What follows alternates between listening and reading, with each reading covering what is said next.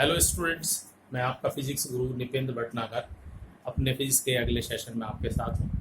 पिछले अपने वीडियोस में हमने देखा, पिछले अपने लेक्चर में हमने देखा कि सेलों का संयोजन। सबसे पहले हमने देखा था कि सेल जब श्रेणी क्रम में जोड़े गए हैं, इन सीरीज जोड़े गए हैं, तब किस तरीके से परिपथ में धारा होती है और किन तरह के सेलों को श्रेणी क्रम में जोड़ना लाभप्रद होता है। उसके बाद हमने देखा था समांतर क्रम में संयोजन, लेकिन दोनों ही स्थितियों में अब देखा था कि जब सेल समान प्रकार के हैं, यानी उनके विद्युत वाहक बल और उनके आंतरिक प्रतिरोध समान है। समांतर क्रम संयोजन का एक और भी स्पेशल केस हम देखने जा रहे हैं। This is the third condition, समांतर क्रम में संयोजन जबकि सेलों के विद्युत वाहक बल और आंतरिक प्रतिरोध अलग अलग हों, यानी सेल डिफरेंट टाइप के अलग अलग प्रकार के सेल लिए गए। तो आइए स्टूडेंट्स स्टार्ट करते हैं टॉपिक।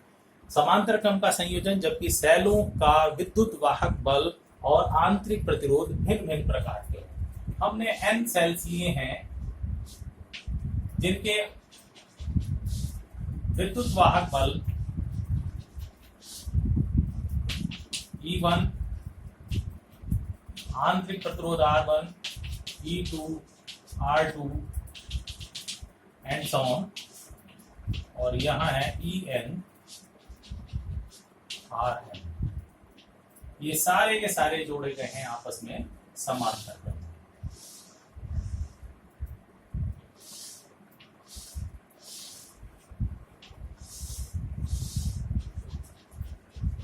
ये परिपथ में लगाया गया है बाह्य प्रतिरोध R, और यहां हमने एक की कनेक्ट कर दी है कुंजी। इन सेलों से बहने वाली धाराएं हैं I1, I2, In and so on, और टोटल धारा हो गई है I। तो इस कंडीशन में हम देखेंगे किस तरीके से धारा प्रवाहित हो रही होगी, किस तरह से प्रभावित होगी। तो इस पॉइंट को हम कह रहे हैं A, इसको कह लेते हैं B, C, D।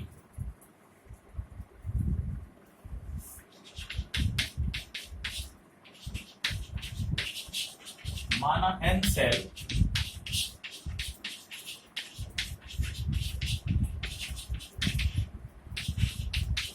जिनके विद्युत वाहक बल क्रम से है E1, E2 and so on to En।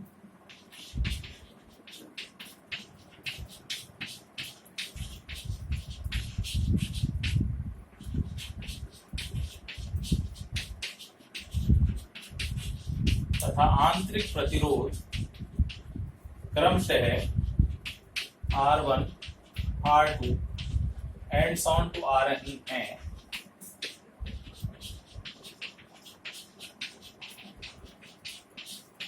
परस्पर समांतर क्रम में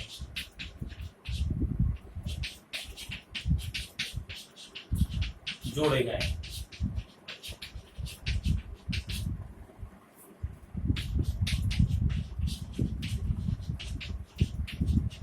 परिपथ में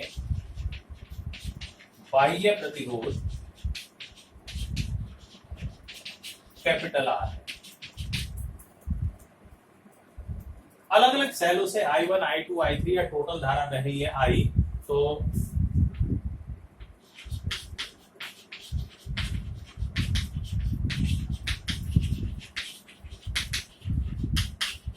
परिपथ में प्रवाहित कुल धारा I बराबर होगा I1 plus I2 and so on to I1, and this is equation number first. अब हम किरचॉफ का लूप रूल यूज करने जा रहे हैं बंद परिपथ E1, A, B, C, D, E। इस परिपथ के अंदर किरचॉफ का नियम इस्तेमाल कर रहे हैं। तो किरचॉफ के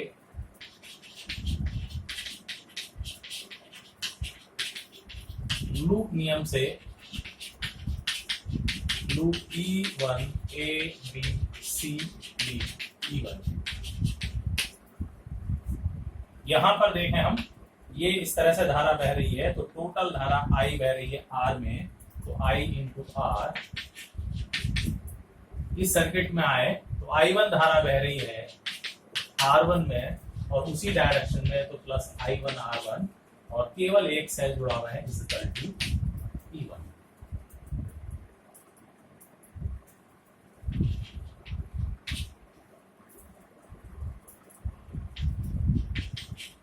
या I R is equal to, इसे इधर ले जाएं तो होगा E1 माइनस I1 R1, या I इज इक्वल टू, या I1 की वैल्यू फाइंड आउट कर लीजिए यहां से, तो I1 R1 is equal to होगा E1 माइनस आई आर, या I1 is equal to E1 upon small r1 minus I R upon small r1, and this is equation number 2। ये होगी समीकरण नंबर 2।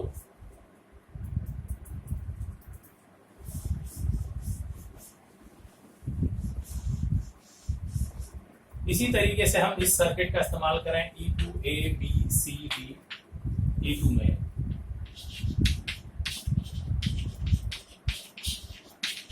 बंद परिपथ E2 A B C D E2, यहां पर भी वही कंडीशन I R प्लस यहां आ जाए तो I2 धारा रह रही है I2 R2 और इज इक्वल टू E2, या I2 इज इक्वल टू आ जाएगा उसी इक्वेशन से जैसे हमने पहले ली है E2 अपॉन स्मॉल r2 और minus I R upon small r। ये इसी तरीके से एंड ऑन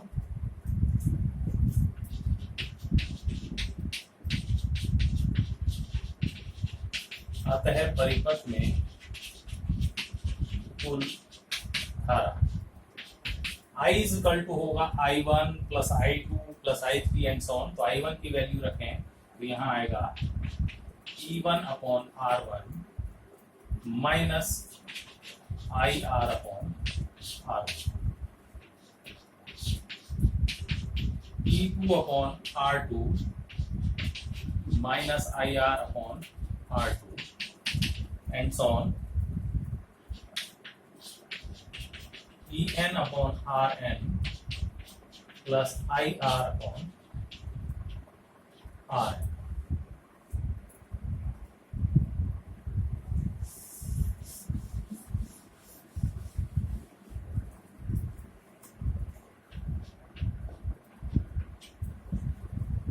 ई वाले स्टेप एक साथ ले लीजिए तो I is equal to E1 upon R1 plus E2 upon R2 and so on to En upon R। Minus वाले सब स्टेप एक साथ और उनमें से I R टेकन कॉमन, तो we will get 1 upon R1 plus 1 upon R2, यहाँ भी माइनस आएगा, and so on to 1 upon Rn। इस स्टेप को इधर ले आए तो प्लस हो जाएगा I टेकन कॉमन 1 और प्लस में ये आ जाएगा R, 1 upon R1 plus 1 upon R2 plus 1 upon R3,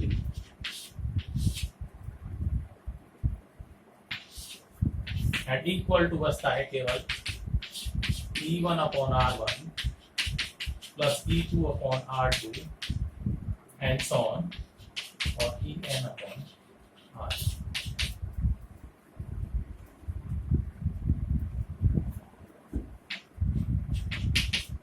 इसको अपॉन में ले आए तो I इज इक्वल टू होगा E1 upon R1 plus E2 upon R2 and so on to En upon Rn and divide by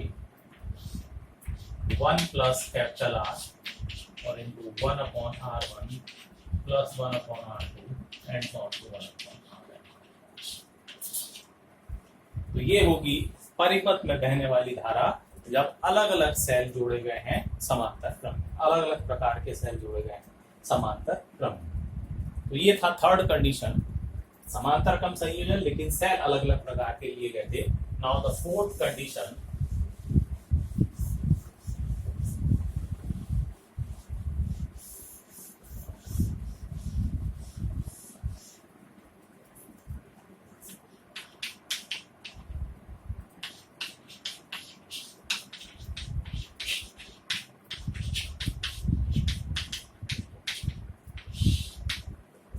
in mixed grouping. Fourth condition है जब सेलों को मिश्रित क्रम में लिया गया है, it is a combination of series and parallel, यानी सीरीज में श्रेणी क्रम में भी सेल हैं और समांतर क्रम में भी सेल हैं। तो किस प्रकार के, हमने समान प्रकार के सेल लिए हैं,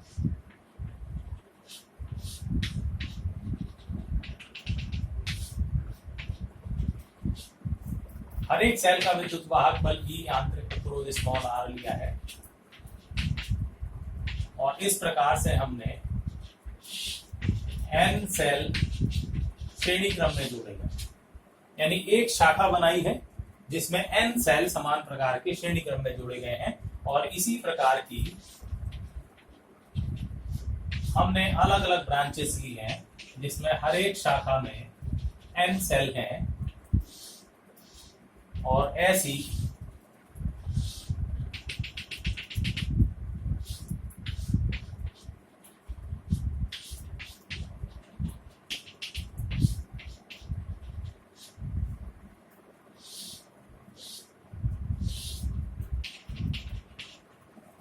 हमने m शाखाएं समांतर क्रम में जोड़ी।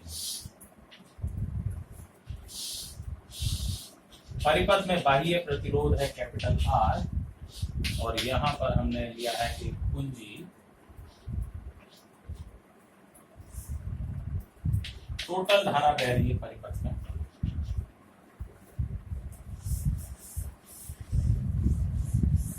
तो इस प्रकार का हमने एक मिक्स सेलों का मिश्रित क्रम लिया है जिसमें हर शाखा में n सेल और ऐसी m शाखाएं एक दूसरे के समांतर क्रम में जोड़ी गई। ठीक है, तब हम हर एक शाखा में देखें तो ये श्रेणी क्रम में सेल जुड़े हुए हैं n, तो माना समान विद्युत वाहक बल कैपिटल E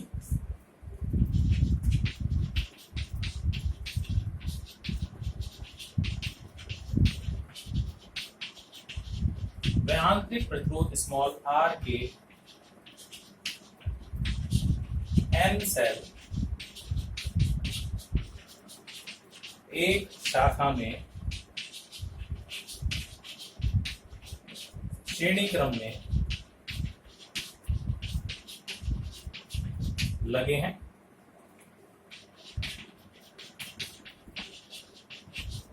तथा ऐसी m शाखाएं परस्पर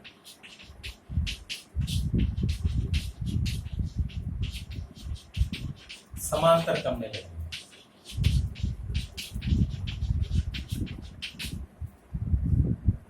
तो हर शाखा में चूंकि n सेल हैं तो कुल विद्युत वाहक बल हम देखें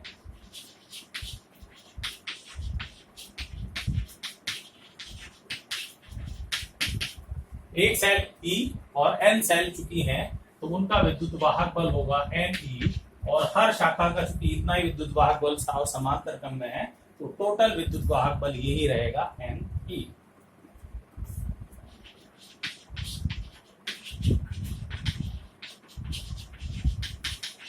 प्रत्येक शाखा का आंतरिक प्रतिरोध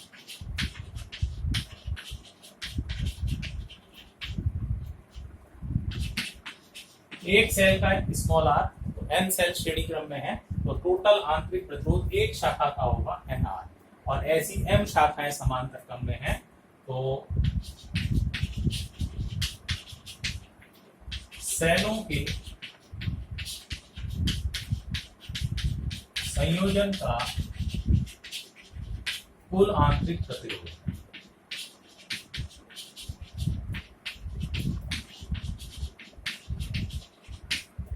1 upon R dash is equal to होगा 1 upon N R plus 1 upon N R, और कितनी बार, m टाइम्स m बार, यानी ये होगा m अपॉन एन आर, या सिंपली आप लिख सकते हैं R dash is equal to N R by M. तो सारे सेलों का मिलाकर के कुल आंतरिक प्रतिरोध होगा एन आर बाई एम। इन सब का एन आर बाई एम, और आर चूंकि ये श्रेणी क्रम में जुड़ा हुआ है तो परिपथ का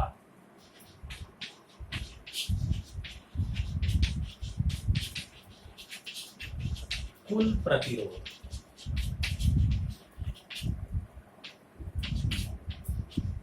तो ये आ जाएगा कैपिटल आर बाह्य प्रतिरोध plus N R by M. ये हो गया है इस परिपथ का टोटल प्रतिरोध।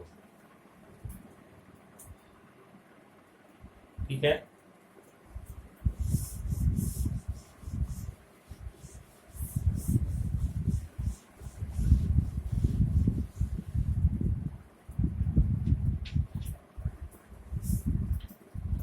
अब हम निकालें परिपथ में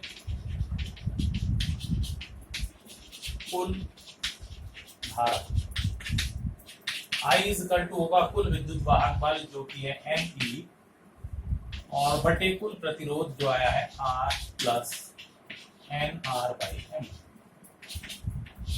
एम टेकन एलसीएम, अगर m एलसीएम ले तो m ऊपर चला जाएगा, तो n m e, और यहाँ आ जाएगा M R plus N small are.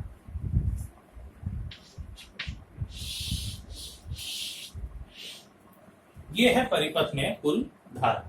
हम चाहते हैं परिपथ में मैक्सिमम धारा कब बहेगी वो ज्ञात करना चाहते हैं। तो M R plus N R, इसको हम लिख सकते हैं इस प्रकार से, under root of M R minus under root of N small R, इसका होल स्क्वायर, और plus 4 under root M N capital R small R. अगर इसका स्क्वायर ओपन करें तो होगा M R plus N R और minus 4 under root M R N R, ये आपस में कैंसिल, तो जस्ट वही आ जाती है वैल्यू। इसका मतलब है इस डिनोमिनेटर को हम इस तरीके से लिख सकते हैं।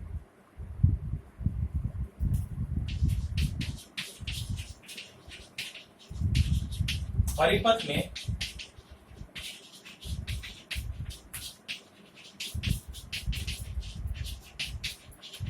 अधिकतम धारा, क्योंकि ये डिनोमिनेटर पार्ट है, अगर ये सबसे कम हो तब धारा अधिकतम होगी, और अधिक ये न्यूनतम तब हो सकता है जब ये शून्य हो। तो परिपथ में अधिकतम धारा के लिए under root M R minus under root N R should be equal to 0।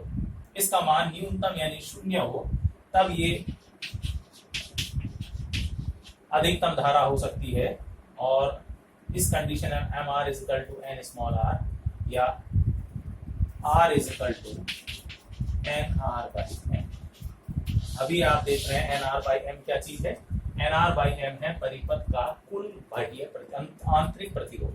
तो अगर बाह्य प्रतिरोध कुल आंतरिक प्रतिरोध के बराबर हो जाए तो परिपथ में अधिकतम धारा रहती है।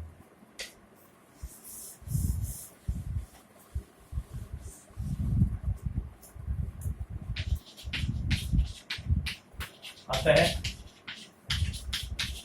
यदि परिपथ में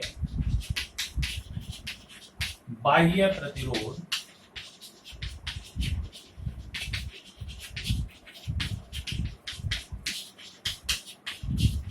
कुल आंतरिक प्रतिरोध के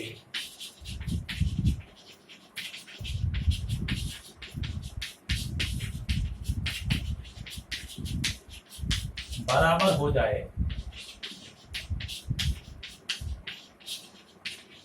तब परिपथ में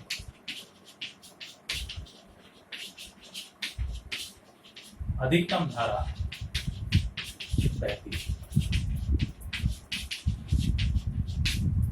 और इस कंडीशन में अगर आप देखें तो I इक्वल टू होगा M L capital E upon बस। तो इस कंडीशन में यही केवल अधिकतम धारा हो जाएगी। तो ये है आई मैक्सिमम के लिए कंडीशन, जब कुल बाह्य प्रतिरोध कुल आंतरिक प्रतिरोध के बराबर हो तो परिपथ में मैक्सिमम करंट फ्लो होती है।